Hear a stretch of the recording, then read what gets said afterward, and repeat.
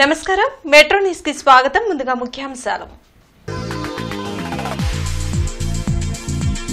గత ప్రభుత్వ హయాంలో అందరూ బాధితులే శాంతి భద్రతల విషయంలో రాజీ పడే ప్రసక్తే లేదు అసెంబ్లీలో సీఎం చంద్రబాబు ఉద్ఘాటన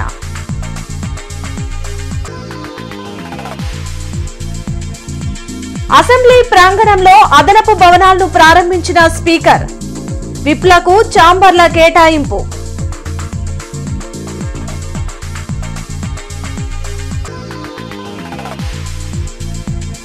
పేదరికం లేని సమాజం విద్యతోనే సాధ్యం మెగా డిఎస్సి విజేతలకు నియామక పత్రాలను అందించిన సీఎం చంద్రబాబు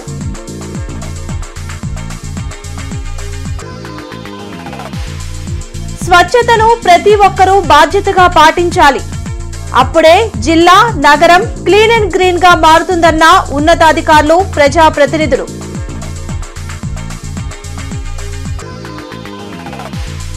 నగరంలో యూటీఎఫ్ ఆధ్వర్యంలో రణబేరి ఉద్యోగ ఉపాధ్యాయ సంఘాలతో పెట్టుకున్న ఏ ప్రభుత్వం మనుగడ సాగించలేదన్న నేతలు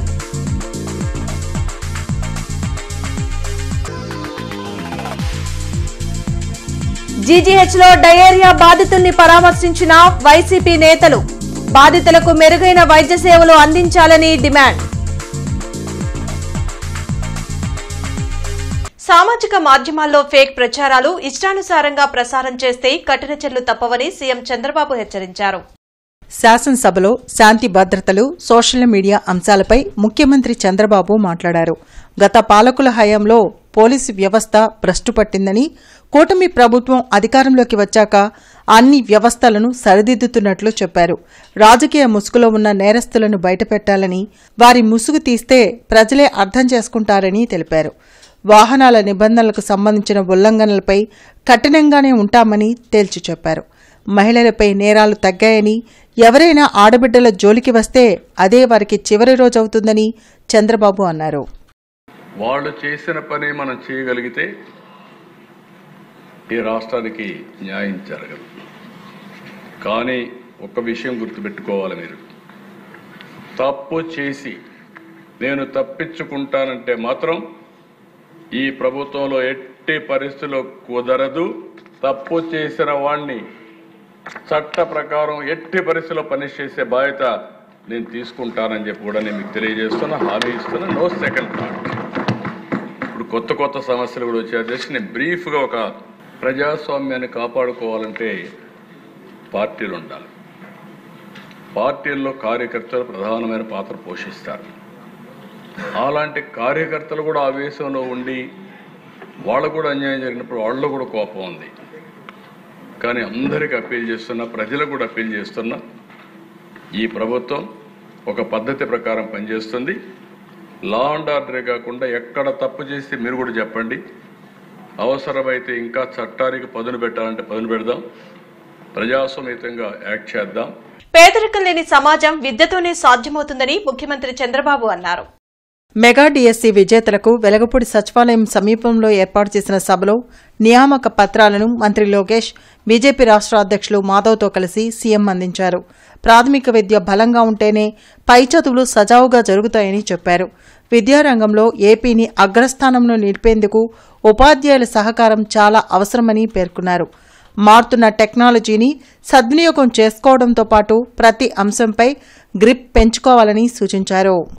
ఈరోజు మీరందరూ గుర్తుపెట్టుకోవాలి, ఈ రాష్ట్రంలో అందరూ ముఖ్యమంత్రులు ఎంతమంది ఉద్యోగాలు ఇచ్చారో అన్ని ఉద్యోగాలు నేను ఒక్కడనే ఇచ్చానని చెప్పి కూడా నేను మీ అందరికీ తెలియజేస్తున్నా. ఏ విషయంలోనైనా అశ్రద్ధ చూపాం, కానీ టీచర్స్ విషయంలో నేను ఎప్పుడూ అశ్రద్ధ చూపేయలేదు. దానికి కారణం మన పిల్లల భవిష్యత్తు. ఈరోజు ఇక్కడ కొంతమంది మాట్లాడారు, వాళ్ళ ఏవిఎంలు చూసాం, వాళ్ళ హిస్టరీ కూడా మనం చూస్తే ఎన్ని కష్టాలు పడ్డారో వాళ్ళు 6 మంది చెప్పారు. కానీ ఈ 16,000 మంది చరిత్ర కూడా అదే నమూనాలో ఉంది. అవునా కాదా అని మిమ్మల్ని అందరిని అడుగుతున్నా. స్వచ్ఛతా హీ సేవ 2025లో భాగంగా స్వచ్ఛతోత్సవ్ గుంటూరులో కొనసాగుతుంది. ఇందులో భాగంగా ఏక్ దిన్ ఏక్ గంట ఏక్ సాత్ కార్యక్రమాన్ని నిర్వహించారు. బిఆర్ స్టేడియం సమీపంలోని రెడ్ ట్యాంక్ కాంప్లెక్స్ లో ఏక్ దిన్ ఏక్ గంట ఏక్ సాత్ శ్రమదానం కార్యక్రమాన్ని గుంటూరు నగరపాలక సంస్థ ఆధ్వర్యంలో నిర్వహించారు. కలెక్టర్ తమీం అన్సారియాతో పాటు MLA Naseer, mayor Kovelamudi Ravindra, deputy mayor Sajjila, commissioner Puli Srinivasulu, పలువురు కార్పొరేటర్లు, కూటమి నాయకులు పాల్గొన్నారు. మొక్కలు నాటి పరిసరాలను పరిశుభ్రపరిచారు. క్లీన్ గుంటూరు గ్రీన్ గుంటూరులో ప్రజలు భాగస్వాములు కావాలని కలెక్టర్తో పాటు ప్రజాప్రతినిధులు పిలుపునిచ్చారు. పరిసరాలను పరిశుభ్రంగా ఉంచేందుకు ప్రతి ఒక్కరూ సహకరించాలని సూచించారు.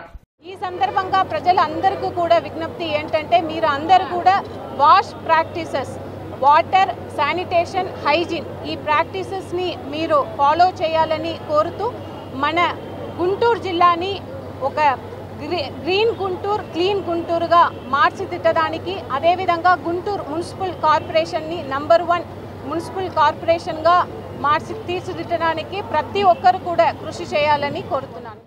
ముఖ్యంగా ఈరోజు మనందరికి కూడా భూతంలో ఉన్నటువంటి సింగిల్ యూజ్ ప్లాస్టిక్ని వాడడాన్ని నిషేధించడంతో పాటు అలాగే చేతులు కడుక్కోవడానికి అంశాల దగ్గర నుంచి మొక్కలు నాటేటువంటి కార్యక్రమం దగ్గర నుంచి లెగసీ వేస్ట్ మొత్తాన్ని కూడా అన్ని స్కూల్స్, అలాగే పబ్లిక్ ప్లేసెస్, అలాగే మిగతా ప్రభుత్వ కార్యాలయాలతో పాటు ఈరోజు కామన్ మ్యాన్ కూడా ఒక అవగాహన కల్పించి సామాన్యమైనటువంటి వ్యక్తి కూడా తన పరిశుభ్రాల్ని స్వచ్ఛతగా ఉంచుకోవాలనేటువంటి ఆలోచన కలిగించేటువంటి విధంగా ఒక యజ్ఞంలాగా తప్పకుండా ఈ ప్రోగ్రాంలో ప్రతి ఒక్క పౌరుడు, గుంటూరు పౌరులు బాధ్యతగా దీంట్లో పార్టిసిపేట్ చేసి తప్పకుండా మనందరం కలిసి రానున్న కాలంలో ఈ యొక్క భారతదేశంలో మన 6th ప్లేస్ వచ్చాం శానిటేషన్లో.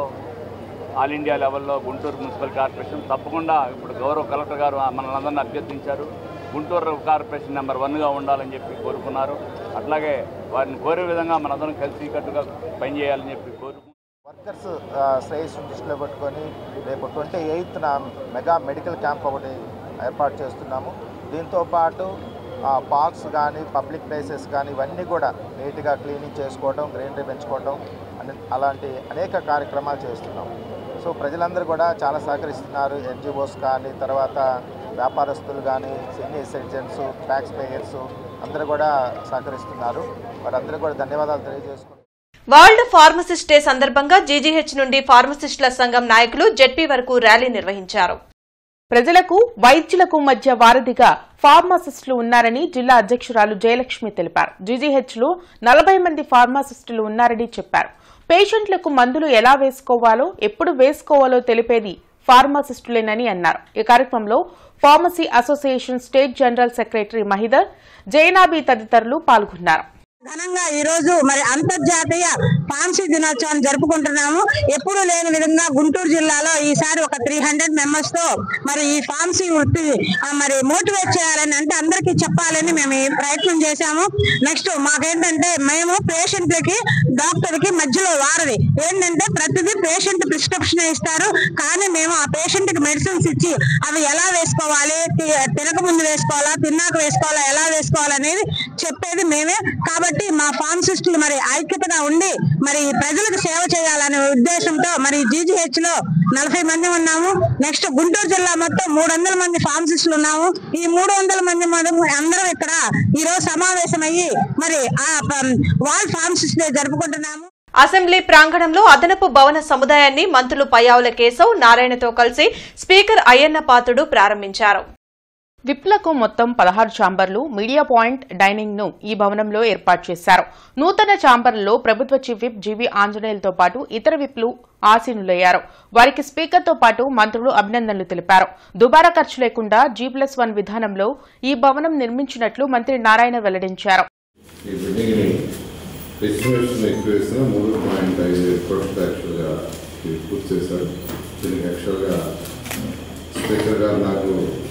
రెండుసార్లు చెప్పారు. నేను ఇక్కడ చూసి యాక్చువల్గా ఎవరైతే కాంట్రాక్ట్ ఉన్నారో వాళ్ళతో చెప్పి కంప్లీట్ చేయించాం.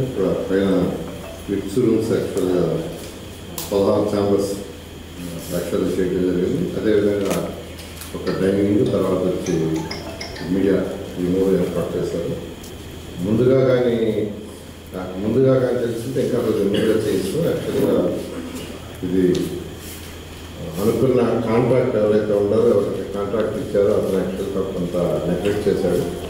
మరొకసారి అందరికీ చూపించమని మినిస్టర్ గారు, ప్రైవేట్ గారు, శాసనసభ్యులు అడిగారు. త్వరలో అందరికీ చూపించేదాన్ని మార్క్స్ చేస్తుంటే దేశానికి అధినేత అయిన గురువు వద్ద పాఠాలు నేర్చుకోవాల్సిందే అని మంత్రి నారా లోకేష్ అన్నారు. మెగా డిఎస్సి విజేతలకు నియామక పత్రాలు అందించే కార్యక్రమంలో మంత్రి లోకేష్ పాల్గొని మాట్లాడారు. తనకు జీవితకాల గురువు సీఎం చంద్రబాబు అని చెప్పారు. సమిష్టి కృషి వల్లే మెగా డిఎస్సి మెగా హిట్ అయిందని పేర్కొన్నారు. 150 రోజుల్లో ఎలాంటి ఇబ్బందులు లేకుండా మెగా డిఎస్సిని పూర్తి చేసినట్లు వివరించారు. ప్రతి ఏడాది డిఎస్సి నిర్వహించాలని సీఎం చంద్రబాబు ఆదేశించారని దానికి తగ్గట్టుగా అన్ని చర్యలు తీసుకుంటున్నట్లు మంత్రి లోకేష్ తెలిపారు. చాలా మంది అన్నారు ఈ మెగా డిఎస్సి అవుతుందా, ఈ మెగా డిఎస్సిని మేము ఆపి చూపిస్తామని. వాళ్ళకి ఒక్క విషయం అర్థం అవట్లా. సిబిఎన్ అంటే డిఎస్సి, డిఎస్సి అంటే సిబిఎన్.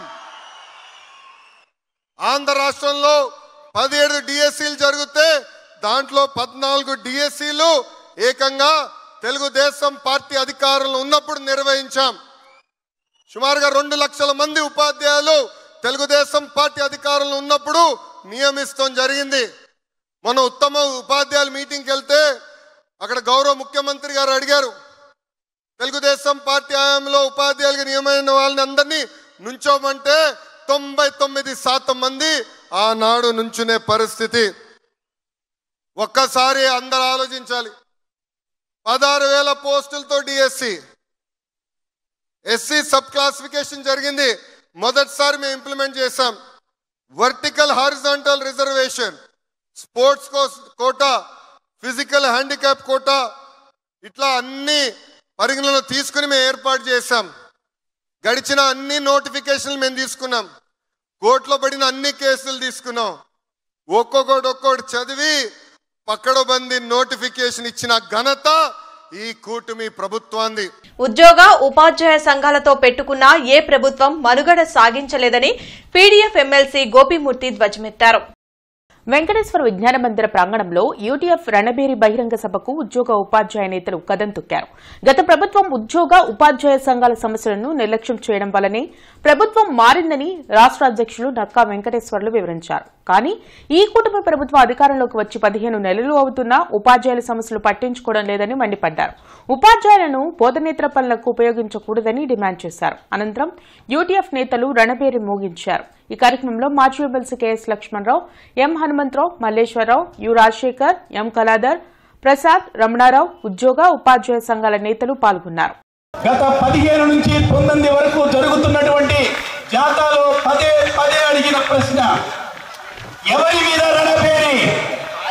మేమైతే యూటీఎఫ్ సూటిగా చెప్పదలిసింది, 1930 మార్చి 12 ఈ దేశంలో గాంధీ సబర్మతి ఆశ్రమం దగ్గర నుంచి నర్మదా వరకు ఆ రోజు బ్రిటిష్ వారికి వ్యతిరేకంగా, ఉప్పు పన్నుకు వ్యతిరేకంగా సత్యాగ్రహ దీక్ష చేసినటువంటి గాంధీ గారి స్ఫూర్తితో ఈ రోజు ఉప్పు పేరుతో గత ప్రభుత్వం తెచ్చిన సాల్ట్ పథకాన్ని కొనసాగిస్తున్న దాన్ని రద్దు చేసే దాని మీద రణబేరి మోగించబోతా ఉన్నాం.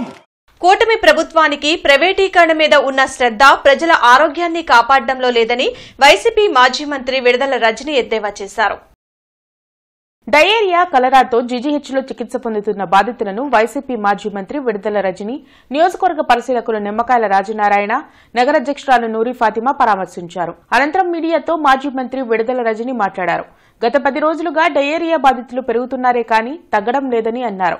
200కు పైగా డయేరియా బాధితులు జీజీహెచ్లో జాయిన్ అయ్యారని వెల్లడించారు. జిల్లాలో 11 కలరా కేసులు నమోదవుతూ ఉంటే వైద్య సిబ్బంది ఏం చేస్తున్నారని ప్రశ్నించారు. గతంలో మా ప్రభుత్వం ఎన్నో జాగ్రత్తలు తీసుకుని ప్రజలకు అవసరమైన ఆహారం, మంచినీరు సరఫరా చేశామని గుర్తు చేశారు. నగరంలో డయేరియా, కలరా అరికట్టడంలో ఈ ప్రభుత్వం పూర్తిగా విఫలమైందని మండిపడ్డారు. సామాన్యులకు వైద్య విద్య అందకుండా ఉండేందుకు వైద్య కళాశాలను ప్రైవేటీకరణ చేస్తున్నారని స్పష్టం చేశారు. ఈ కార్యక్రమంలో వైసీపీ నాయకులు పాల్గొన్నారు. ఈ నెల 17న ఈ ఇష్యూ స్టార్ట్ అయింది. ఈ ఇష్యూ స్టార్ట్ అయిన నెంబర్ కూడా మనం చూస్తూ ఉన్నాము, వరుసగా చూస్తూ ఉన్నాము. ఇప్పటికి కూడా ఈ రోజు పరిస్థితి కూడా ఎక్కడ కూడా ఈ తగ్గుముఖం పట్టినట్టు కానీ, ఈ తగ్గుతున్నట్టు కానీ అట్లాంటి వాతావరణం ఏమీ కూడా లేదు. పేరుకి మనం చూసినట్టయితే మన గుంటూరు జిల్లాలో పెద్ద పెద్ద నాయకులు ఉన్నారు, మంత్రులు ఉన్నారు, మరి ఇక్కడ ఎమ్మెల్యేలు ఉన్నారు. ఎవరు కూడా ఏ మాత్రం కూడా చిత్తశుద్ధి ఈ యొక్క డయేరియా విషయంలో కానీ ఈ ప్రాంత ప్రజలకి వాళ్ళకి కావాల్సినటువంటి మెజర్స్ తీసుకోవడంలో కానీ ఏ మాత్రం కూడా చిత్తశుద్ధి చూపించలేదనేది స్పష్టమవుతా ఉంది. ఏ మాత్రం కూడా హెల్త్ అనేది మోస్ట్ నెగ్లెక్టెడ్ సబ్జెక్ట్గా, ఇగ్నోర్డ్ సబ్జెక్ట్గా ఈ రాష్ట్ర ప్రజలు ఏమైనా సరే అన్నటువంటి పరిస్థితిలో మరి ఈ కూటమి ప్రభుత్వం అడుగులు ముందుకు వేస్తున్నారు. లాలాపేట్లోని మహాలక్ష్మి గణపతి దేవస్థానంలో దసరా ఉత్సవాలు కన్నుల పండుగగా కొనసాగుతున్నాయి. కూష్మాండాదేవి అలంకారంలో అమ్మవారు భక్తులకు దర్శనమిచ్చారు. ప్రతిరోజు నిర్వహించే సామూహిక కుంకుమార్చనలో భక్తులు పాల్గొని అమ్మవారిని దర్శించుకోవాలని ఆలయ అర్చకులు కోరారు. అమ్మవారి మూల అలంకారాలను ఈ ఉత్సవాల్లో ప్రత్యేకంగా ఏర్పాటు చేసినట్లు తెలిపారు.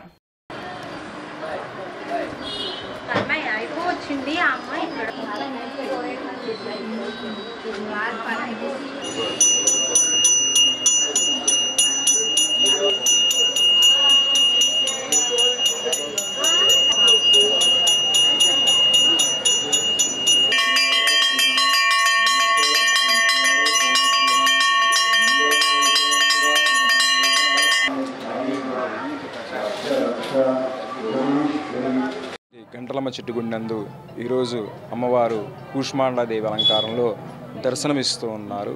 అలాగే ఈ దేవీ నవరాత్రుల్లో ప్రతిరోజు కూడా అభిషేకాది కార్యక్రమాలు ఉదయం 7 గంటల 30 నుంచి మొదలుకొని రాత్రి 10 గంటల దాకా అనేక విశేష కార్యక్రమాలు జరుగుతూ ఉంటాయి. అలాగే ఈ కార్యక్రమంలో భాగంగా ఉదయం 7:30కి పంచామృత స్నానాభిషేకము, అలాగే 8:30 నుండి బీజాక్షరములతోటి అమ్మవారికి కుంకుమార్చన, అలాగే 10:30 అమ్మవారికి సామూహిక కుంకుమార్చన జరుగుతుంది.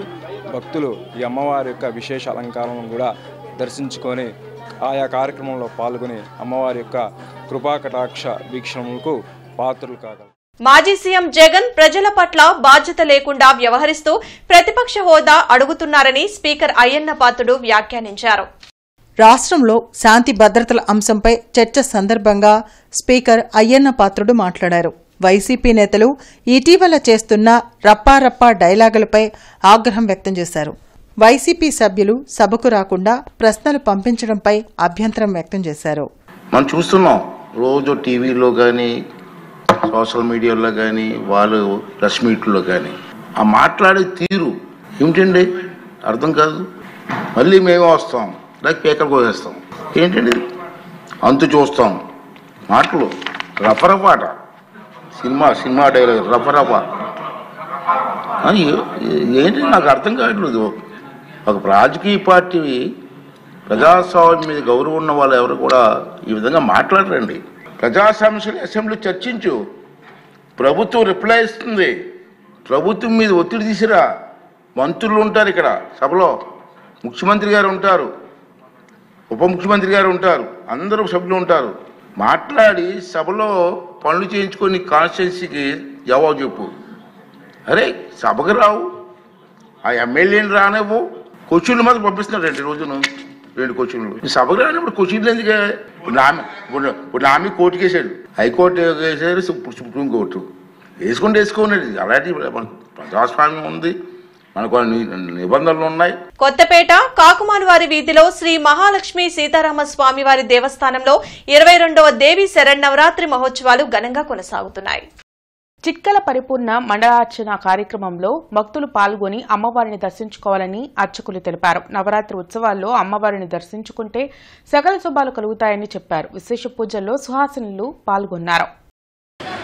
దర్శించి ధరించగలరు. అలానే ఈ రోజు కార్యక్రమాల్లో భాగంగా రోజు కార్యక్రమాలు జరుగుతాయి.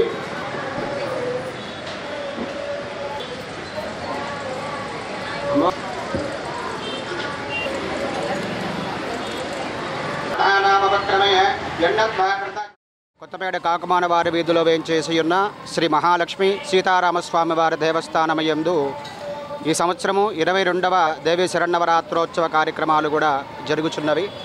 ఈ శరన్నవరాత్రోత్సవ కార్యక్రమాల్లో భాగంగా ఈ సంవత్సరము మన దేవస్థానంలో చిట్కల పరిపూర్ణ మండలార్చనము అనేటువంటి విశేషమైనటువంటి పూజా కార్యక్రమం జరుగుతూ ఉన్నది.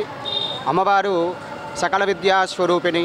ఈ సృష్టి క్రమంలో కూడా మనిషికి కావాల్సింది మొట్టమొదటిగా ఐశ్వర్యం కన్నా కూడా జ్ఞానం. కాబట్టి ఆ జ్ఞానమండలాన్ని కనుక మనం అర్చించినట్టయితే మనకు వచ్చేటువంటి సర్వ కష్టాలన్నీ కూడా తొలగించుకోవచ్చు. కాబట్టి ముందుగా మనం జ్ఞానాన్ని పొంది ఉండాలి. కాబట్టి ఈ జ్ఞానమండల స్వరూపం ఏదైతే ఉన్నదో దాన్ని శ్రీ విద్యలో చిత్కళా మండలము అంటారన్నమాట. ఆంధ్రప్రదేశ్లో నేరాలు 60% తగ్గాయని జాతీయ సంస్థల నివేదికలు స్పష్టం చేస్తున్నాయని హోంమంత్రి అనిత తెలిపారు. అసెంబ్లీలో హోంమంత్రి అనిత మాట్లాడారు. గతంలో స్కూలు పిల్లలకు గంజాయి పంపిణీ చేసే దుస్థితి ఉండేదని, సీఎం చంద్రబాబు కఠినంగా వ్యవహరించడంతో ఆ పరిస్థితులు మారాయని చెప్పారు. గత ప్రభుత్వంలో శాంతి భద్రతలు రాష్ట్రంలో కనిపించలేదని, తనతో సహా అనేక మందిపై తప్పుడు కేసులు పెట్టి ఇబ్బందులు పెట్టారని అన్నారు. సంక్షోభాలను ఎదుర్కోవడం గౌరవ ముఖ్యమంత్రి గారికి కొత్తమీ కాదు. కానీ ఇలాంటి సంక్షోభం ఎదుర్కోవడం అన్నది నిజంగా ఫస్ట్ టైం అని చెప్పుకోవాలి. ఎందుకంటే మొత్తం వ్యవస్థలన్నింటినీ నిర్వీర్యం చేయడమే కాకుండా చాలా మూల స్తంభాలు, ప్రజాస్వామ్యంలో మూల స్తంభమైన లా అండ్ ఆర్డర్ని కూడా కంప్లీట్గా నిర్వీర్యం చేసి కనీసం MOPF నిధుల్ని సెంట్రల్ గవర్నమెంట్ నుంచి కూడా ఇక్కడికి రప్పించుకోవాలనే పరిస్థితి, దిక్కుమాలిన పరిస్థితి. ఎందుకంటే లాస్ట్ 5 yearsలో కూడా ₹1 కూడా పోలీస్ ఎస్టాబ్లిష్మెంట్ గురించి ₹1 కూడా తీసుకొచ్చుకోవాలని పరిస్థితిలో ఆ రోజు ఉంటే, అప్పటి నుంచి బేస్ చేసుకొని ఈ రోజు వరకు కూడా పోలీస్ సిస్టమ్ని కానీ లా అండ్ ఆర్డర్ సిస్టమ్ని కానీ ఒక గాడిలో పెట్టడానికి నిరంతరం కూడా కృషి చేస్తున్న పరిస్థితి. లాస్ట్ 5 సంవత్సరాల పరిస్థితి ఎలా అయిపోయిందంటే గాంజాని ఎక్కడైనా కనిపిస్తే దాని మూలాలు ఎక్కడున్నాయంటే ఆంధ్రప్రదేశ్ వైపు చూపించే పరిస్థితులు కనిపించినాయంటే ఎంత దారుణంగా గాంజా కూడా ఒక స్కూల్ బ్యాగుల్లోకి, స్కూల్ దగ్గర చిన్న బడ్డీ కొట్టుల్లోకి వెళ్ళిపోయిందో మనందరికీ తెలుసు అధ్యక్ష. ఏటుకూరు రోడ్లోని శ్రీ కన్యకా పరమేశ్వరి ఎంక్లేవ్ లో దసరా ఉత్సవాలు వైభవంగా నిర్వహిస్తున్నారు. కాత్యాయని దేవిగా అమ్మవారు భక్తులకు దర్శనమిచ్చారు. అక్టోబర్ 2 వరకు ప్రతిరోజు విశేష అలంకారంలో అమ్మవారి దర్శనం ఉంటుందని టీఎల్వి వీరాంజనేయులు తెలిపారు. కన్యకా పరమేశ్వరి ఎంక్లేవ్ కుటుంబ సభ్యులందరం కలిసి చేస్తున్నాము. 22వ తారీఖు నుంచి ఈ కార్యక్రమాలు స్టార్ట్ అయ్యి ఇవాళకి 4వ రోజు. ఇవాళ అమ్మవారి అలంకారం కాత్యాయని దేవి.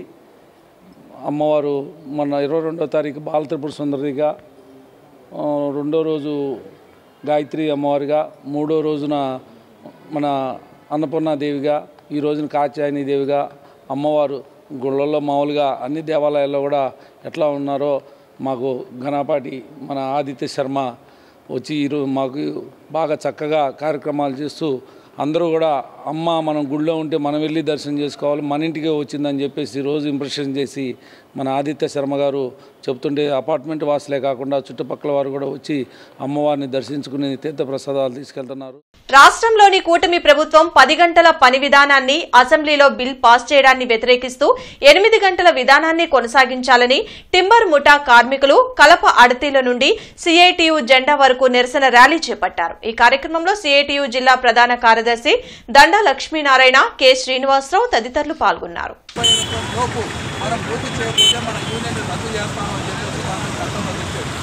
అందుకని మనం తప్పనిసరిగా మన వృత్తికి సంబంధించింది కాబట్టి తప్పనిసరిగా మనం పూర్తి చేసుకోవాలి.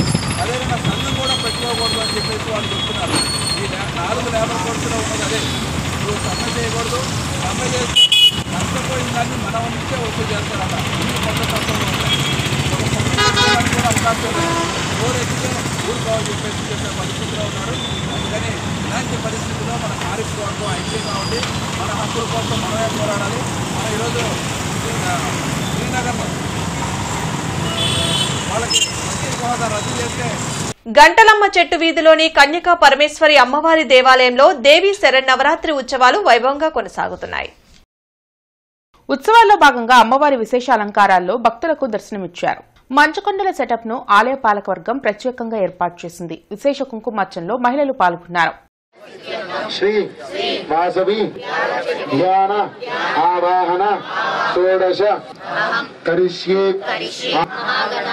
పూజాం అహం కరిష్యే ప్రాణ్యాప ప్రాణావాప పశువాపో నమాపో మృతమాప సమ్రాఢాపో కామ్యాప ప్రేయశ్రియం పరిమళ శ్రీగంధాన్ ధారయామి ఆయనీదే ప్రాయణీ దూర్వారోహంత పుష్పిణీః హృదాశ్చుండరీకాని సముద్రస్య గృహాయిమే అలంకరణార్థం హరిద్రా కుంకుమ విలేపనం హేరంభాయ నమః ఓం స్కందపూర్వజాయ నమః ఓం సర్వసిద్ధిప్రదాయకాయ నమః తమసోదకేన పూజా ద్రవ్యాన్ని సంప్రోక్ష్య దేవం సంప్రోక్ష్య ఆత్మాంత సంప్రోక్ష్య అక్షతలు వేయండి 3 సార్లు. స్థిరో భవ వరదో భవ సుముఖో భవ శ్రీ మహాగణాధిపతయే నమః.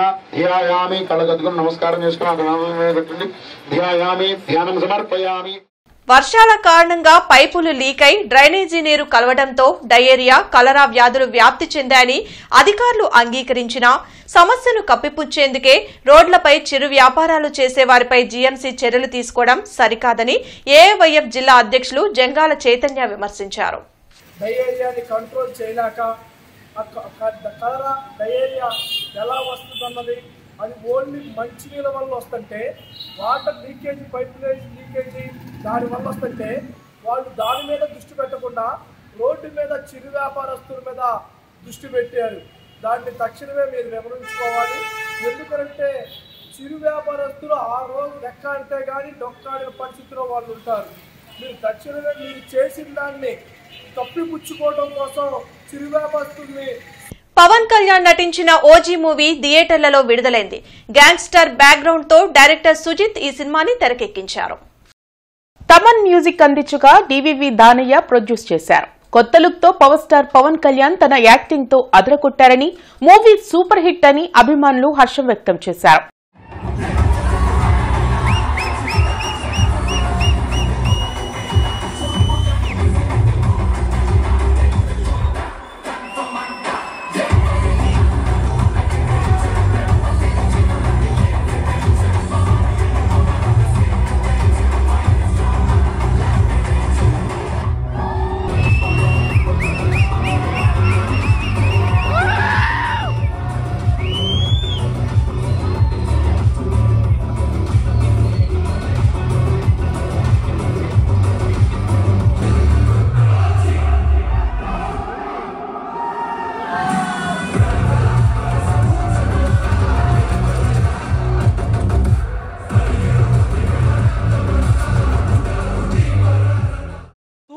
ఒక్కొక్క సీన్ ఉంది, ఇంటర్వెల్ సీన్ ఉంటే పిచ్చే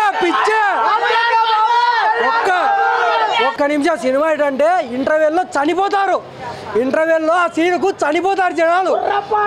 ర్యాంపులో ఉంది. సుజిత్ డైరెక్షన్ కానీ ప్రతిదీ కనుక చాలా బాగా తీశారు.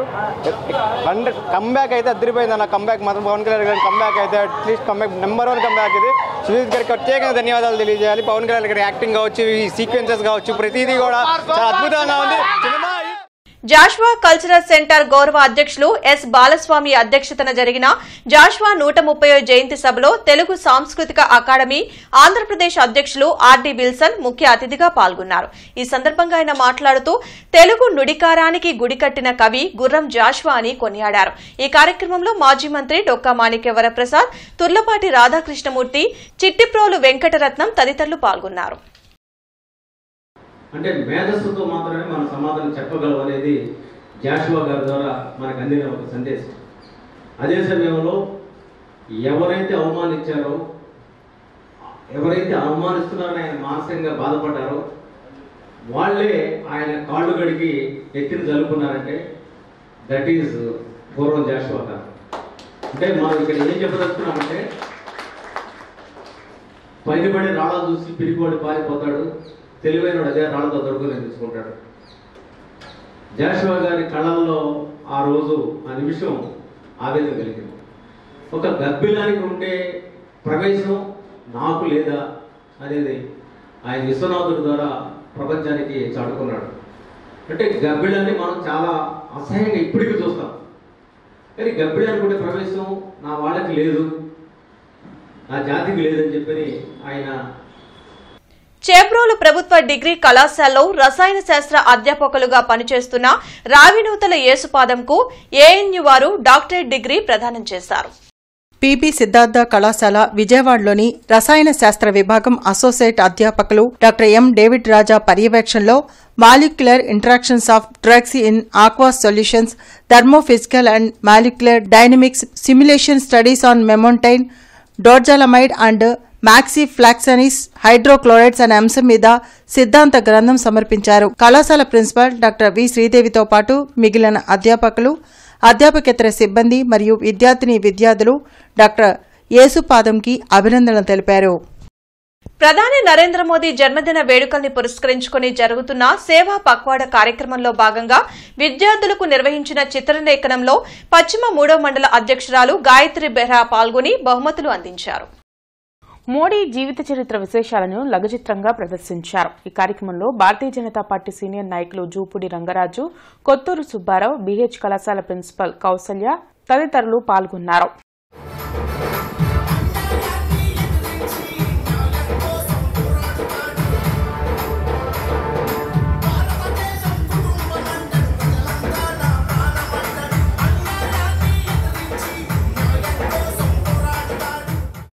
పట్టాభిపురం ఏటియాగ్రహారంలోని జీకేఆర్ హైస్కూల్లో దసరా పండుగ సంబరాలు నిర్వహించారు.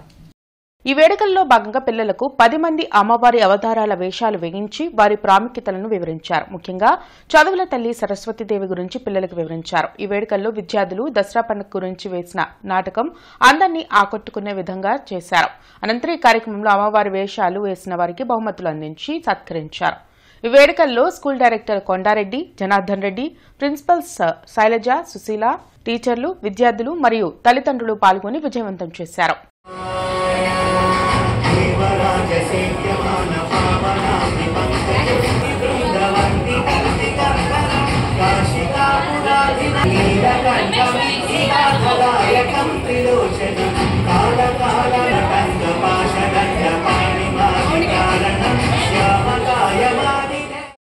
బులెటిన్ ముగించే ముందు ముఖ్యాంశాలు మరోసారి.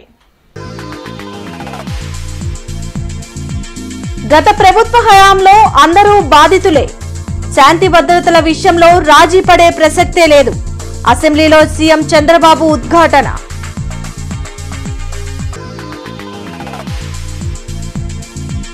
అసెంబ్లీ ప్రాంగణంలో అదనపు భవనాలను ప్రారంభించిన స్పీకర్. విప్లకు ఛాంబర్ల కేటాయింపు.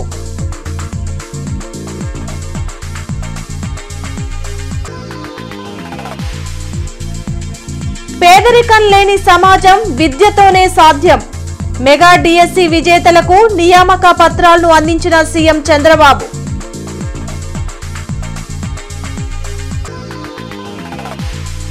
స్వచ్ఛతను ప్రతి ఒక్కరూ బాధ్యతగా పాటించాలి.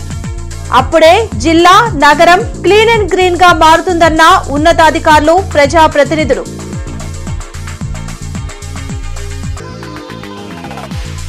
నగరంలో యూటీఎఫ్ ఆధ్వర్యంలో రణబేరి. ఉద్యోగ, ఉపాధ్యాయ సంఘాలతో పెట్టుకున్న ఏ ప్రభుత్వం మనుగడ సాగించలేదన్న నేతలు.